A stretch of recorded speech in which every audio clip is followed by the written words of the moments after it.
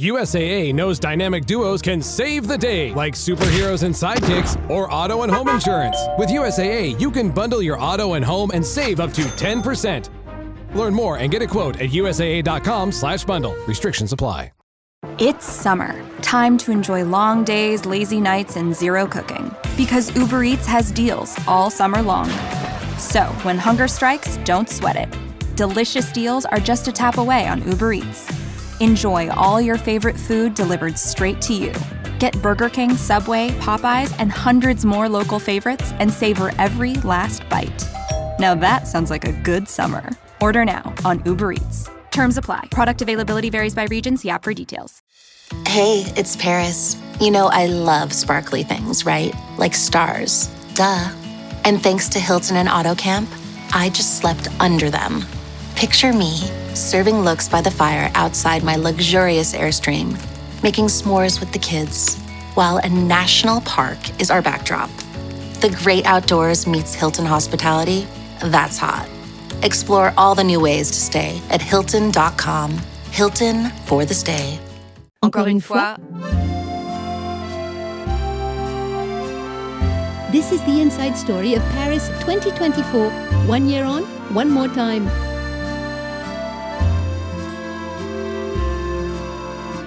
And so much going on day 2. Boxing, shooting, archery, mountain bike, rowing and tennis. But Murray and Evans have done amazingly well. Now what can they do? Can they perform the miracle? Will this be a comeback to end all comebacks from Andy Murray? How many times have we seen it in his career? This is Encore Une Fois, the inside Paris story from Anything But Footy. 1 year on from the Paris 2024 Olympics. One more time. Over the next few days, we're going to be looking at what we were doing. TalkSport were the first ever commercial radio broadcasters in the UK to cover it. We helped them put it all together, and we were there on the ground. We were there, as you heard in the episode yesterday, for the first medal. So we will continue to look back at Paris 2024 in these Anything But Footy inside Paris stories. So day 2. Started my day at Team GB House. So one of the things that a lot of the big nations, most of the big nations will do at the Olympic Games during the games is that they will take over a couple of sort of places, if you like, in the city. And Team GB actually had 2. So they had what they called their Performance Lodge, which was a school. And so a lot of the athletes would go there to do a little bit of physio or get a massage. A lot of the athletes would go there to eat because the food in the village was not particularly good. No. And so I remember speaking to Dan Evans, and he was saying about how he would go to the Performance Lodge just to get a decent meal because Team GB would bring their own chefs in to serve food up there. But alongside the lodge, they had the house, which is more of a sort of an entertainment space. And every morning, Team GB House would host the media, and they would bring a selection of the medalists from the previous day there, and they would do the media rounds of all the various interviews. So if basically you'd won a medal and you either weren't in competition again for a few days or you'd finish a competition, you'd come to the house, do the media rounds, chance to meet your friends and family there. Plus, Team GB is a very commercial-minded organisation and a very content-driven organisation now. So there were lots of activations with all their sponsors. So lots of videos being made and TikToks and all the rest of it. So I went there to see Scarlett and Yasmin, who you'd spoken to the previous day. So we had a little catch-up chat to get them live onto the breakfast show. Because it was Sunday morning, wasn't it? Sunday morning. Yeah, July 28th, yeah. And Anna Henderson was there as well. So she came after winning her medal in the time trial. So it was nice to see her in slightly drier conditions. And I mentioned all the activations. So TikTok were one of the sponsors, one of the commercial partners for Team GB. So they'd employed Jasmine Sawyers, who of course had missed the games because of an injury, Achilles injury. So she was there doing some media stuff. So we were having a bit of a catch up as well. So yeah, so I started there, wandered down to Team GB House and enjoyed a bit of breakfast and caught up with a few people that work at Team GB that I know. And I always really like those chats at Team GB House the morning after. They're always quite relaxed. They're quite nice. The athletes obviously are happy and buoyant because they've won a medal, but they've also had the night to reflect on it, whether that was a night of big celebrations or, a night where they could just look at the medal and think about what they've achieved. And I always think the chats that you get the morning after are quite eloquent because you've had that reflection time. I got the impression this year that there wasn't quite so many hangovers. Is that fair? I remember at Rio there were a lot of hangovers when we were interviewing people. I don't know. You were more at Team GB House than me, but I just got the impression that there wasn't quite that. Oh, I literally had no sleep last night. Yeah, there definitely was in Rio. I think going back, I mean, to the Rio games, we would generally be stood. We weren't at Team GB House in Rio. We were stood outside the village, weren't we, at 7 o'clock in the morning. And I can remember the booze fumes coming off some of the rugby sevens players, some of the canoeists. Yeah. I remember. I think Team GB House, we would tend to be there about 9 o'clock. So maybe if there had been some celebrations the night before, there'd been they'd obviously had a extra couple of hours in bed. Things had changed slightly as well with athletes when they kind of finished their program. In the past, they just got to hang out at the village for the whole rest of the games. But that actually wasn't the case, was it, for Team GB? A lot of their athletes were coming home earlier. So it wasn't a case of, right, I've finished. I've now got a fortnight holiday, a 10-day holiday, a 5-day holiday. Actually, it's like I've got a couple of days now to try and get around to maybe seeing other events, soak this up, and then actually I'm heading home. So maybe you didn't want to have a massive hangover when you knew that your time was limited in that village environment. And there were some great venues to go and see in Paris, particularly in the centre of town, centre of the city, and outside as well. I think my day two, that Sunday morning, started with a lovely tree-lined walk out to the Stade Nautique, as it was called, where, of course, the home of the rowing lake and the canoe slalom, the specially built canoe slalom for the games that had opened previously to Paris 2024. And I can remember getting there and seeing the Great British Rowing Team, the squad lead, Shelley as well, obviously the press attaché for Team GB, working out in the mix zone. They were great. The OBS and the mix zone in the rowing were brilliant. They were like, yeah, this is where you can base yourself. You can come and go. We'll bring people to you. Just ask us who they were. Really, really helpful. And wouldn't it be nice if all mixed zones were like that in the Olympic world, for certainly like rowing. So I felt really comfortable, but then nothing worked. My technology didn't work. I was talking to Danny Kelly and Cass Carino on the breakfast show, and they were like, we know you're really excited, John, but you're really loud. And so that didn't work, and then it kept dropping out, and eventually, look, these are all new things. This was all brand new to us. We worked out, right, okay, here's how it works. We got the Wi-Fi sorted, and I could do me updates from the mix zone. I think there's a picture of me working in the mix zone with notes and various recording equipment going on while everybody else has gone home for the day, having interviewed the rowers. But women's four, men's pair, lightweight double sculls, all went straight through to the final on day two. And I kind of thought, this is going to be a good games for the British rowing team. We thought it was a great venue. And then the fact that you could then walk over the bank to the canoeing, to the canoe slalom, which was, and I never went to London 2012 at Lee Valley, which I'm, in hindsight, I'm gutted by, but it wasn't the way that we could do it in those days. I was more on the radio live doing updates.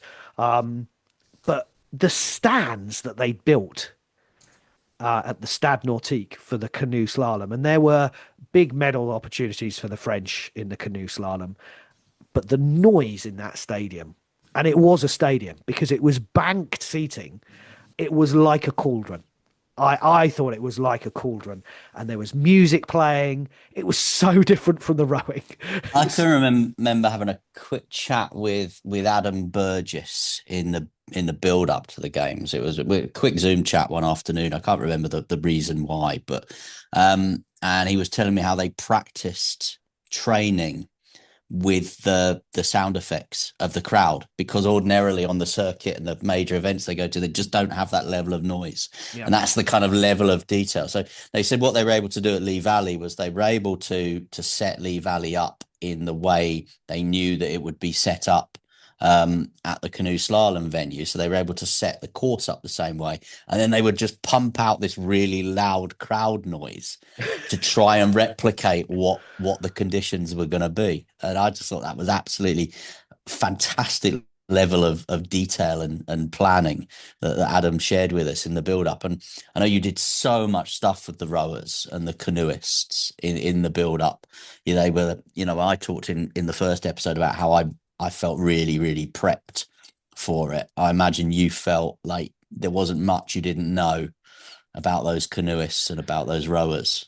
Yeah, they were really great at just explaining how it all worked and how they would be feeling. And you talked there about Adam Burgess sort of saying how they trained, but he worked, I think, with Kimberly Woods about how to breathe and get through things, and they would work together. He sat and watched Kimberly on that day win her medal, and helped her achieve what she wanted to achieve, and they're great mates. And then in the next day, she did the same thing to him, and he got to hit his silver. I've written down that I thought that stadium looked like the theatre of dreams, and I think from a canoe slalom point of view, it probably was. It probably was the Wembley and Old Trafford of that of Olympics. I've never seen it like that before.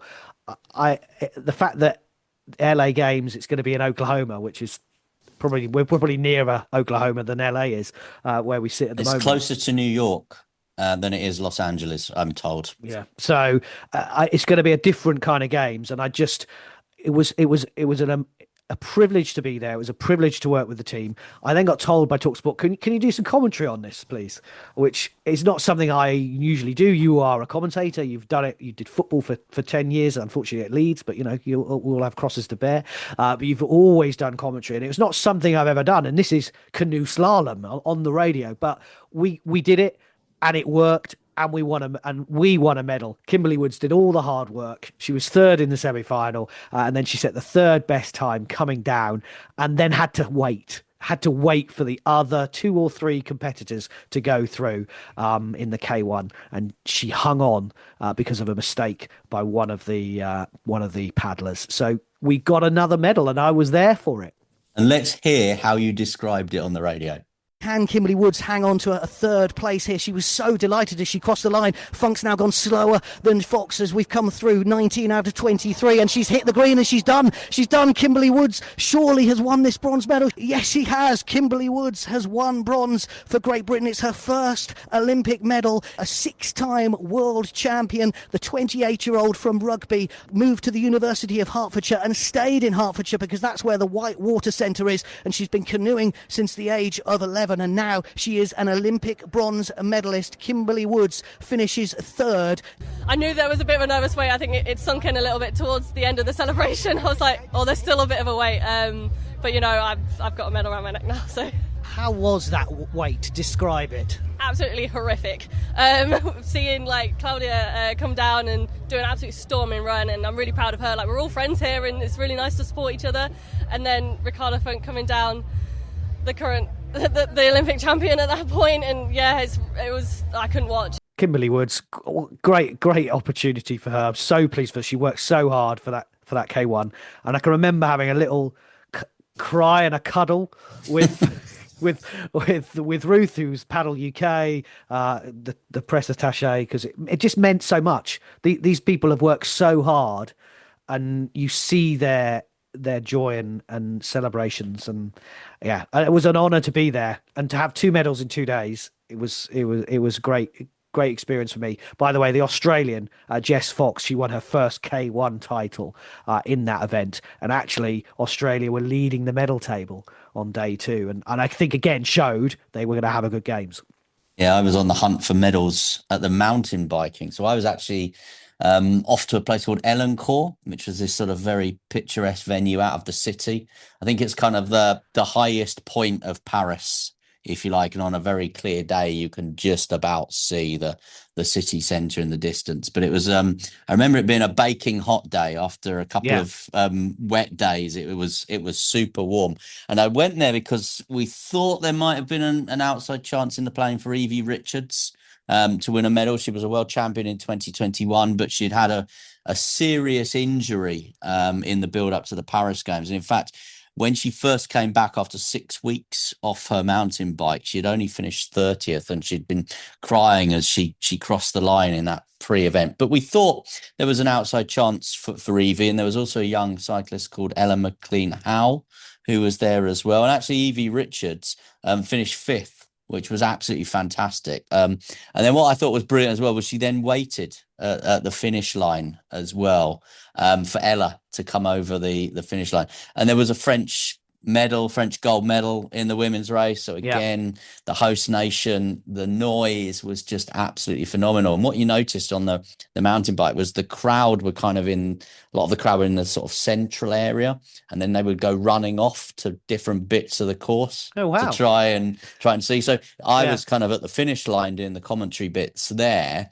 And when there were no cyclists at the finish line, the crowd would go off because they would go and search for the action, which we couldn't see from our vantage point. We would have to follow it on the monitors. So that was nice to get out to Elancourt. And it was important as well in terms of just trying to get my bearings, because we knew that Tom Pidcock would be at the same venue the following day. And we had real hopes for a gold medal with Tom Pidcock. So it was nice to go there and to get to the venue. So I think when I first started doing the planning with you, I was very much of the idea that everyone should have the opportunity to do a bit of everything. And so like, you go to rowing one day, someone else goes to rowing the next day, I'll go to rowing.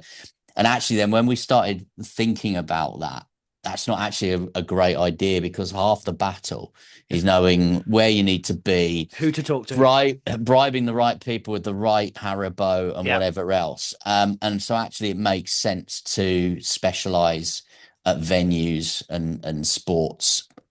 Not always possible just because of the nature of the games. But yeah, for me to know that I was doing the Elancourt mountain biking on the Sunday and the Monday was just really helpful when it came then to what happened the following day. But yeah, so I was mountain biking first. And then you talk about the planning. We didn't really plan for much tennis coverage. Not in the biggest, not in the most detailed way. We knew that we had players there who people would be interested in and would hopefully go 2 or 3 rounds into the Olympics. But we weren't quite planning for what the tennis story actually was for Team GB. No, because I think, one, we didn't think there'd be medals there for Great Britain, and in fact there wasn't. So we were right. 2, it's quite difficult to plan, because whereas that mountain bike race is going to go off at 11 o'clock in the morning, it's going to be done by 12:30. With the tennis, if you're 5th on court, you don't know what time that's going to happen.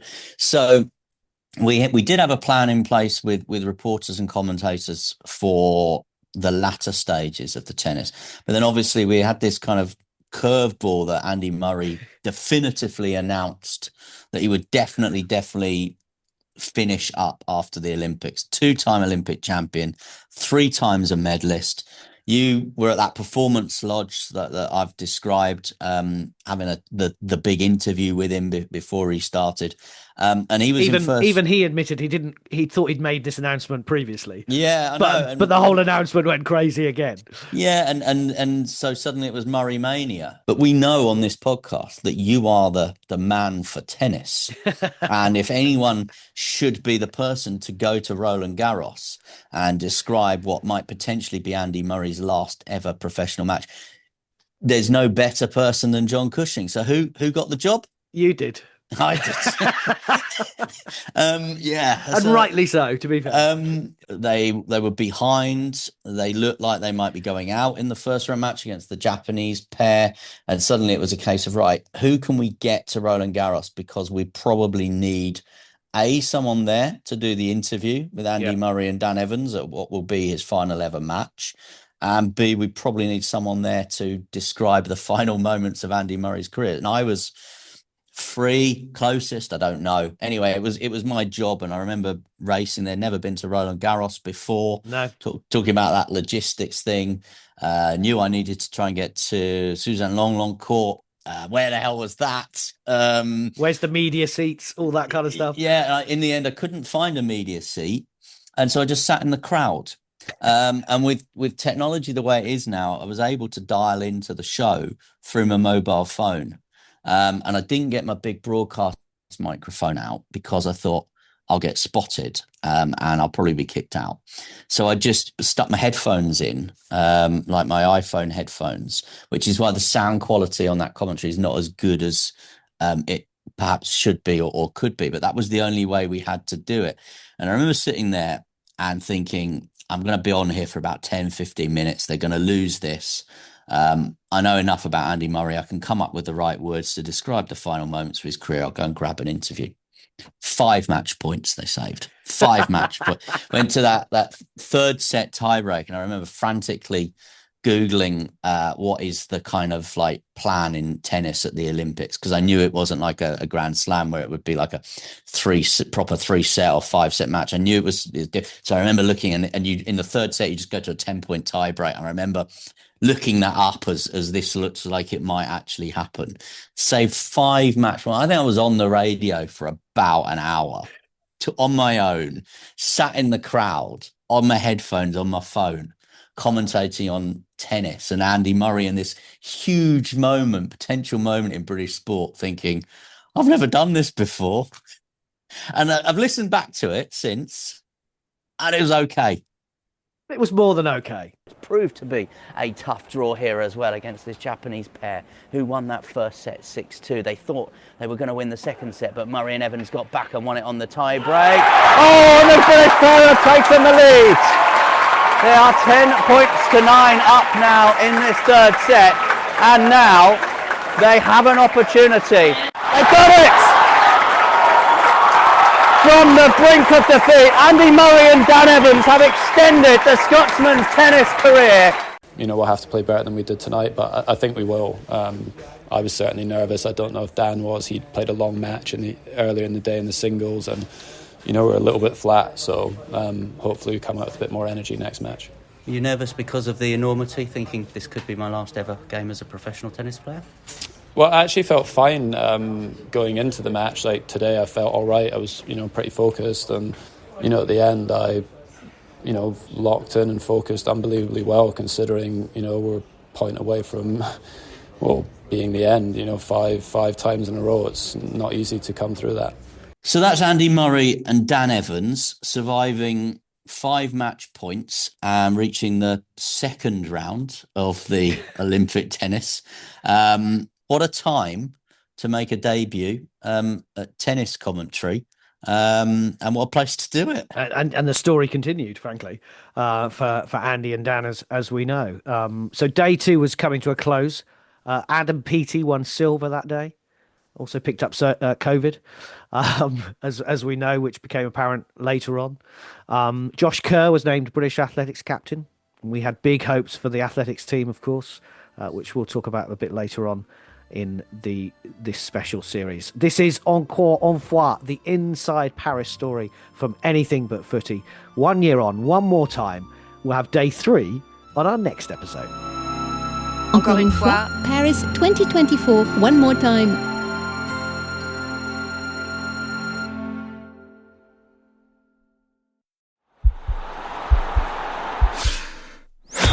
This podcast is part of the Sports Social Podcast Network.